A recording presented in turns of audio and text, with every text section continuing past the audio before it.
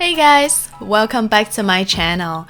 Making barbecue baby back ribs can be time consuming and challenging, especially if you are just having a small and basic grill available. This recipe was designed to be quick and easy while yielding similar results as regular methods. Let's get started. Before rubbing the ribs, I will slide a knife between the meat and the thin membrane. Then I use the finger to pull it up. Removing the membrane is to allow the seasoning to get in easier.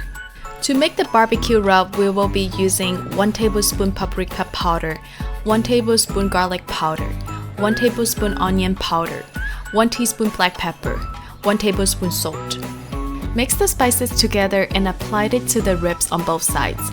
Make sure to cover the whole surface of the ribs with a generous thick layer. Once it is completely coated with the rub, let it rest for at least an hour, but preferably overnight. In the aluminum foil tray, add in the chopped onion, garlic, 2 teaspoons cooking oil, then add in the ribs, meat side down. Lastly, add in 2 cans of beer. Cover it up with aluminum foil and put it on the grill. Cook the ribs on low heat for 2 hours. After 2 hours, the meat is very soft and tender. Now we can take the ribs out of the tray. Next, we will add apple tree wood to smoke the ribs for another hour. Place the ribs with the meat facing up on the grill. Let it smoke for 15 minutes. Start adding your favorite barbecue sauce onto the ribs for another 15 minutes. I totally added 3 layers of barbecue sauce in the final hour.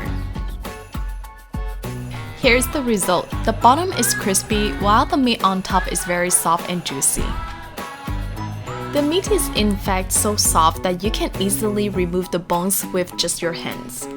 The hints of beer paired with a smoky touch make this dish a perfect match for a summer evening barbecue with friends and family. This is it for today's video. Thank you so much for watching. I'll see you next week. Bye!